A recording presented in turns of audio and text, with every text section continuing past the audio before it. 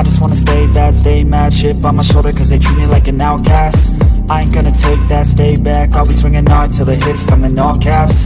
Sa nakaraang kabanata, nahuli ni Hajan si Jehuan, ang tauhan na pinadala ni Guan Kyung, ang ikalawang disipulo, at nalaman na nagmamanman ito kay Ju Soyun, ang ikalimang disipulo. Dahil may naramdaman ding kakaiba si Hajan sa enerhiya ni Jehuan, napagdesisyonan ni Hajan na komprontahin si Guan Kyung. Sa kanyang pagbisita sa tahanan ng ikalawang batang Panginoon, inutusan ni Guan Kyung ang kanyang tauhan na sabihan siyang maghintay ng 1 oras. Habang naghihintay si Hajan, bumalik sa kanyang isipan ang mga paalala ni Dongpil bago siya umalis patungo sa rito. Kilala ang ikalawang batang Panginoon sa kanyang diretsahang personalidad. Ngunit bukod sa pagiging diretsahan, may isang bagay din siyang ikinatatangi, ang pagiging bukas palad sa kanyang mga tauhan.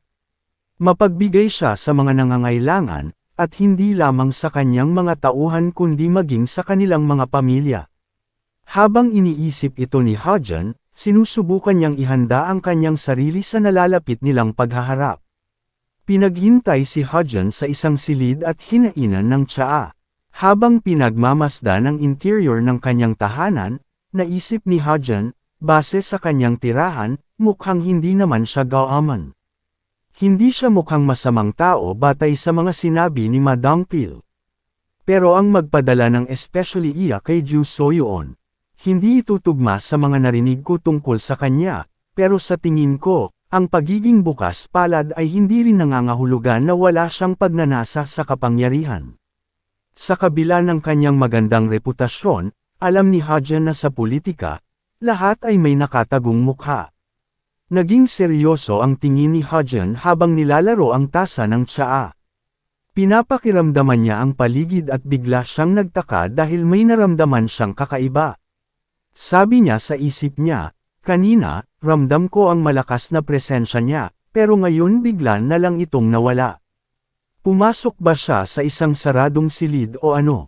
Maging sa pamamagitan ng aking pandama o chi, kailangan ng daloy ng hangin para maramdaman ang presensya ng isang tao. Kung siya ay nasa sobrang saradong espasyo, kahit nasa ultimate demon realm ako, hindi ito makakatulong. Hindi ko siya maramdaman. Pagkatapos ng ilang sandali ay bigla niyang naramdaman ulit ang presensya ni Guan Kyung. Sabi ni Hajan sa isip niya, mukhang nakabalik na siya sa labas. Mas malapit na ang presensya niya ngayon. Magaling ang movement techniques niya. Naging alisto si Hajan, handa sa anumang maaaring mangyari. Ilang sandali pa, pumasok na si Guan Kyung sa silid, na may kalmado ngunit malamig na ekspresyon. Tumitig ito kay Hajan at binati siya, matagal na rin mula nung huli tayong magkita. Huli ba tayong nagkita sa Great Conference? Ngunit nanatiling tahimik si Hajan, hindi iniinda ang kanyang tanong. Lumapit si Guan Kyung at nang makaupo na sa kaharap ni Hajan, muli siyang nagtanong, sinusuri ang reaksyon ng kausap. Hindi ka yata mahilig sa tsaa. Paano, magpapakuha ba ako ng alak para sayo? Tanong ni Guan Kyung, pero pinutol siya ni Hajan at nang may seryosong tingin pa rin, sabi niya, may tanong ako. Anong nangyari? Napatingin sa kanya si Guan Kyung, may halong pagtataka at paghinala. Ngunit nagpatuloy si Hajan sa pagsasalita. Pinapaliwanag niya ang kakaibang naramdaman, sabi niya, noong una akong pumasok sa gusaling ito, ang chi aura mo ay kapantay ng sa isang supreme peak martial artist. Pero lumampas sa doble ang iyong chi nitong nakaraang oras. Hindi rin ito ginawa ng biglaan. May kinain ka bang superfood nitong nakaraang oras o ano? Naging alerto bigla si Guan Kyung sa tanong niya. Ngunit imbes na magpakita ng kaba, bigla siyang ngumiti at sumagot ng may halong panunukso, kahanga-hanga ang pakiramdam at obserbasyon mo. Pero tandaan mo, maraming teknik sa martial arts na hindi mo pa alam, hindi lang sa divine cult kundi sa buong mundo. Sigurado akong sa kalaunan, malalaman mo rin kung ano ang ginawa ko. Napairap si Hajan sa sinabi ni Guan Kyung, at pabulong na nagsalita sa sarili, ano raw? Libo-libong martial arts techniques na ang natutunan ko, mula sa Orthodox faction, Unorthodox faction, hanggang sa demonic arts. Habang iniisip ito, naramdaman ni Hudgen ang sariling pride sa kasanayan at malawak na karanasan niya sa martial arts at pakikipaglaban. Ngunit hindi niya nalang ito pinatulan dahil hindi rin naman ito maiintindihan ng kausap niya. Nagpasya si Hudgen na dumiretso na lang sa kanyang sadya. Walang paligoy-ligoy, sinabi niya, sigurado akong alam mo na kung bakit ako naparito. Tumango si Guan Tiong, tila walang anumang sorpresa sa kanyang mga mata. Marahil ay dahil sa pagkakamali ng tauhan ko, sagot nito ng kalmado. Seryosong tumingin si Hudgen at sinabing, kung ganon, magiging mabilis lang ito. Ngunit bago pa siya makapagsalita ng tuluyan, pinutol siya ni Guan Tiong, na tumikim at nagsalita ng malamig, maling lugar ang pinuntahan mo. Napakunot noo si Hudgen at walang pag-aalinlangang nagtanong, anong ibig mong sabihin? Paliwanag ni Guan Tiong, kung si Soyun ang lumapit sa akin, maiintindihan ko. Pero hindi ikaw, dahil hindi ikaw ang target ko. Mariing tumugon si Hudgen, hindi mate at tago ang inis sa kanyang tinig, ang tauhan mo ang nagsimula ng gulo. Nagpasabog siya ng poison bomb, at muntik nang masaktan ang personal kong gwardya. Sa tingin ko, sapat na dahilan iyon para pumunta ako rito at maningil ng pananagutan. Humihingi ako ng paumanhin para doon, mapagpakumbaba namang sabi ni Guan Tiong. Naging seryoso ang tingin ni Hudgen at sabi niya sa isip niya, paumanhin. Hindi ito isang bagay na madaling gawin bilang isang miyembro ng demonic cult. Malalaman ko kung totoo ang pinapakita niyang pag-uugali kung ipagpapatuloy ko ito. Tahimik na tinanggap ni Hudgen ang paliwanag ni Guan Tiong, ngunit nagpatuloy sa kanyang pagmamatsyag. Nang mapansin ni Guan Tiong ang katahimikan ng kanyang bisita, nagsalin siya ng tsaa sa sariling tasa, bumaling kay Hudgen, at sinubukang pakalmayan ang inis ng kausap, uulitin ko, hindi ikaw ang target ko. Kaya hindi mo na kailangang magalit. Uminom ka na lang ng tsaa at. Ngunit agad siyang pinutol ni Hudgen at mapanghamong sinabi, naghahanap ka ng kapangyarihan, diretsyong sabi niya. Dahil dito ay lumala ang tensyon sa pagitan nilang dalawa. Ngunit patuloy na umiinom ng tsaa si Guan Tiong. Sinundan siya ng mas mabibigat na mga tanong ni Hudgen, tina-target mo ba ang ikalimang disipulo dahil mas bata siya? Kung hindi yun ang kaso, may gusto ka ba sa kanya?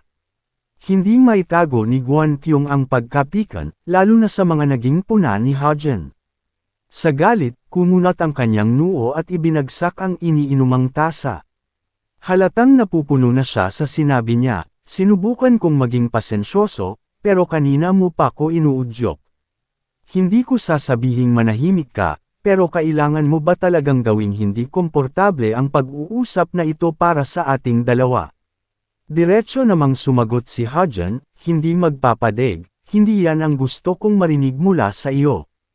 Ano bang masama sa kung maging hindi komportable ang mga bagay-bagay? Sa sandaling iyon, nagpakawala ng nakasisindak na demonic energy si Hudgen, habang unti-unting nakikita sa kanyang labi ang isang mapanganib at malademonyong ngiti. Sa isang tono ng paghamon na puno ng gigil, sabi niya, baka hindi mo alam pero maaaring ikaw pala mismo ang target ko, tulad ng ginagawa mo sa ikalimang disipulo. Naisip mo na ba yun? Sumiklab din ang mabangis na aura ni Guan Tiong, handa na nung makipagtuos. Tumitig siya kay Hudgen, at galit na ng hamon pabalik, aniya, akala mo ba kaya mo akong talunin? Sa tono niya ay tila pinapahiwatig niya kay Hudgen na huwag siyang magkakamali ng binabangga dahil wala siyang planong urungan ito kapag nas agad ang pasensya niya. Nagkaharap ang kanilang mga enerhiya, bawat isa'y handang ipaglaban ang kanilang paninindigan. Napangisi si Hudgen saka ibinagsak ang tasa sa mesa. Mariing sabi niya, hindi ko alam kung ano ang ginawa mo para dumobol ng ganito kabilas ang iyong chi, pero hindi pa nakakasabay sa pag-unlad ng martial arts mo sa dami ng iyong chi. Kaya hindi mo nasusukat ng maayos ang mga kalaban mo. Sa pagkakataong ito, hindi na pinigilan ni Hudgen ang kanyang enerhiya. Kumawala ang isang napakalakas na chi wave mula sa kanya, at tila napalibutan siya ng madidilim na kidlat ng enerhiya. Nang maramdaman ni Guan Pyong ang tindi ng chi wave na pinalabas ni Hajun, napaatras siya ng bahagya, at napuno ng magkahalong kaba at pagkamangha ang kanyang kalooban. Hindi siya makapaniwala sa lakas ng enerhiyang sumabog mula sa ikatlong batang Panginoon, isang enerhiya na halos bumalat sa buong silid, naglalabas ng mga kidlat ng demonic aura na bumabasag sa katahimikan ng paligid. Hinawakan ni Hajun ang mesa ng may lakas, na halos mabasag ito, at sa isang malamig at mapanganib na tinig ay "Sinabi mo bang hindi kita kayang talunin?" Napatitig si Guan Pyong kay Hajun, pilit na pinapalakas ang sariling enerhiya upang pigilan ang panggigipit. Ngunit dama niya ang pagkakaiba sa kanilang kapangyarihan, at sa kabila ng galit niya kanina, hindi niya magawang tumutol o pumalag.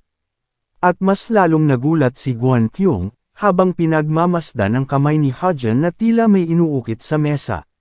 Gamit lamang ang core energy niya. Sabi niya isip niya, ibang level na ang inner energy manipulation niya.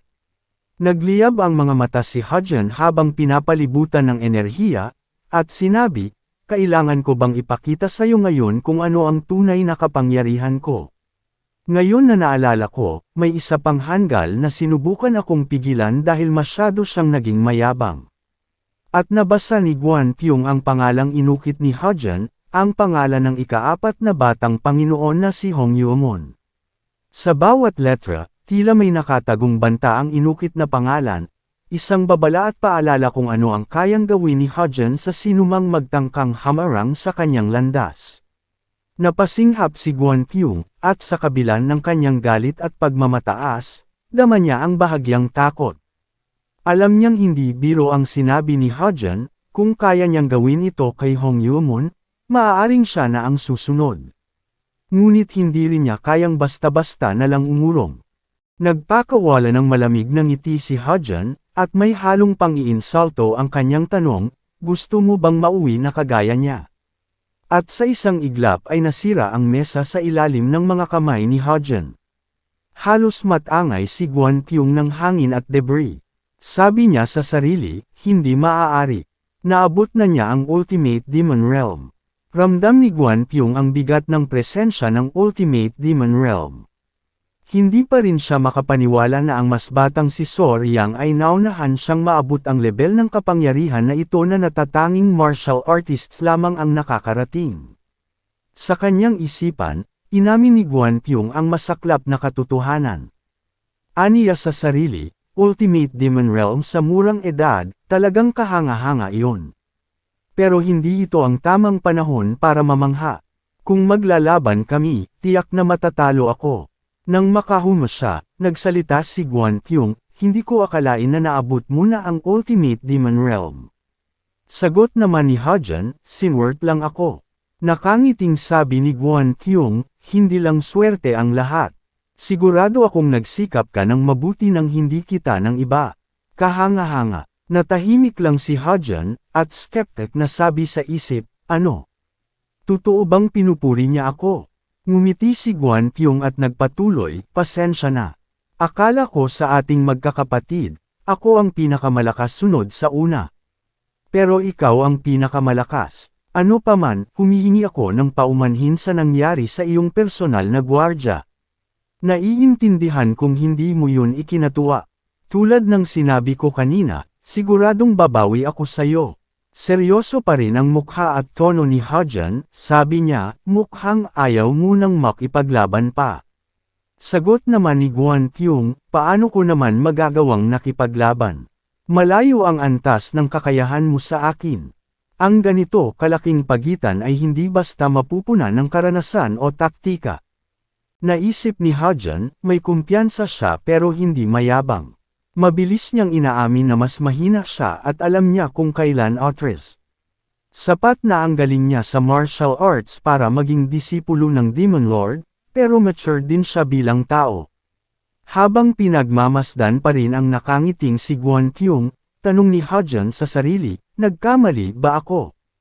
Akala ko ay lumakas siya sa pamamagitan ng paghigop ng inner energy at life essence ng tauhan niyang si Jaehwan. Pero ngayong kinakausap ko siya, hindi naman siya mukhang taong gagawa noon. Habang tumatayo si Hajun, sabi niya, hihingi ka lang ba ng paumanhin gamit ang mga salita? Tanong ni Guan Tiong, may gusto ka bang hilingin? Sagot ni Hajun, sobrang sakam akong tao, kaya kukunin ko ang kahit ano. Pero babawasan ko ang kasakiman ko ngayon.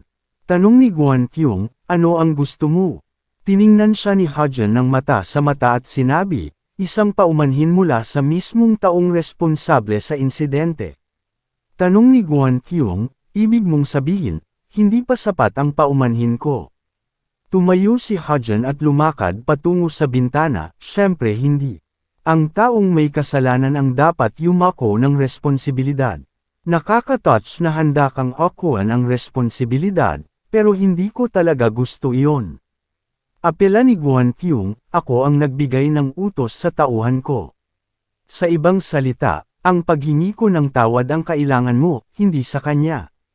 Tugon naman ni Hajun, kung namatay ang personal na gwardya ko mula sa poison bomb na pinasabog ng tauhan mo, aasahan ko na ikaw ang mananagot. Pero bago mangyari iyon, sana pinatay ko na agad ang tauhan mo. Ganon ang pananagutan. Tanong naman ni Guan Tiong, kailangan ba talagang ganon? Tumalikod si Hajun at iginiit niya, wala nang kailangan pang pag-usapan. Dalhin mo siya rito. Dapat humingi siya ng tawad sa akin at sa gwardya ko pagkatapos. Dahil dito na si Guan Tiong at sinabi niya sa isip niya, hindi ko inaasahan na magmamatigas siya ng ganito. Pero hindi siya umaasta ng ganito dahil lang gusto niya. Mayroon siyang kasanayan at kumpiyansa para suportahan ang kanyang mga aksyon. Dahil sa taglay na lakas ni Hajun, wala siyang dahilan para matakot o ibaba ang kanyang matibay na prinsipyo. Ito ang pangunahing nagbibigay sa kanya ng ganitong uri ng kumpiyansa at kakayahang magdikta ng mga kondisyon. Naalala niya ang panahon ng minsang kinausap ng Demon Lord ng masinsinan ang lahat ng mga disipulo. Ganito ang pangaral ng Demon Lord sa kanila, ang mas nakakatakot kaysa sa abot langit na karunungan ay martial prowess o kapangyarihan na walang katapat na kalaban. Ang Supreme Martial Prowess ay mas mataas kaysa sa kapangyarihang pinansyal, mga taktika, at sitwasyon. Dahil wala silang kalaban, hindi sila maaari at hindi sila dapat kontrolin. Sila ay naglalakad na kalamidad.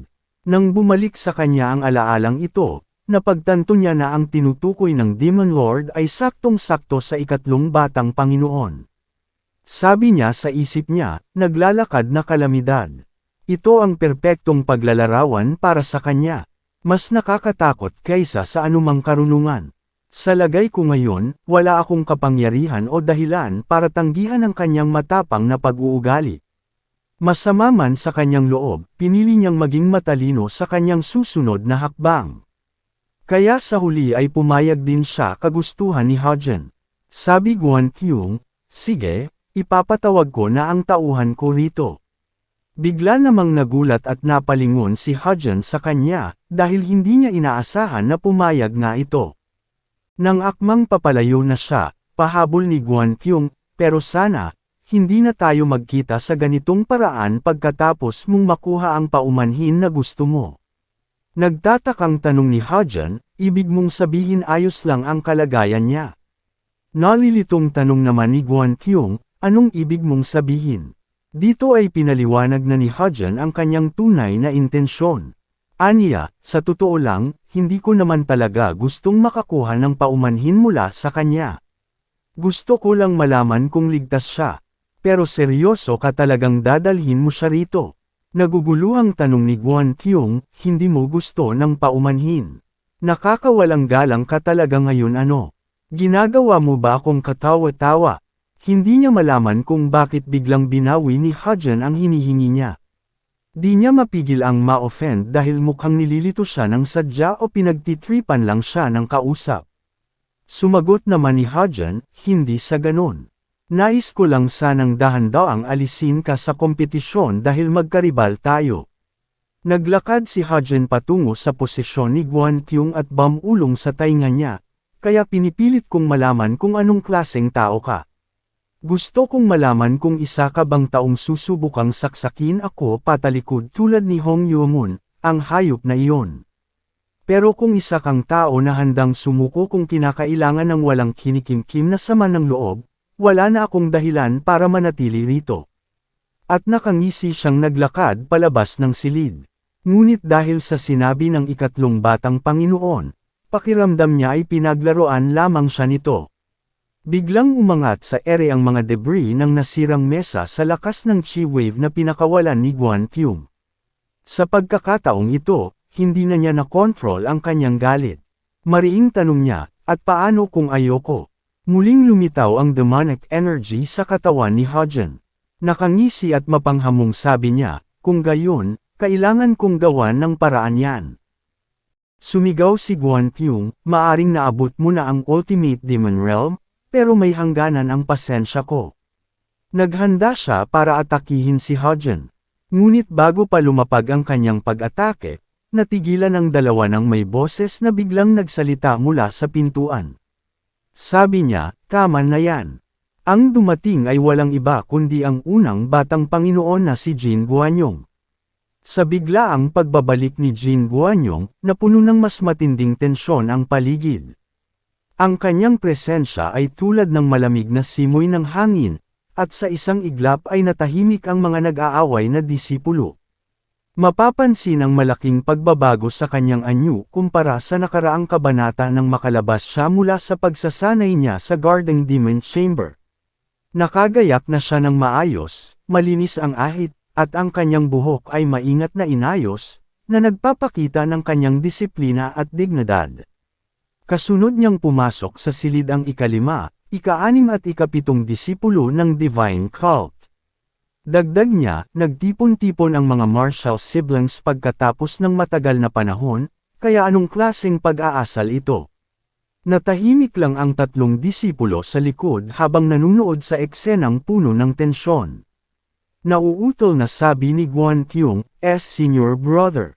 Naging seryoso naman ang tingin ni Hajin sa bagong bisita. Sabi niya sa isip niya, senior brother. Ibig sabihin siya ang unang disipulo.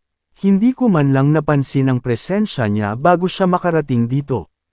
Kahanga-hanga ang martial arts niya.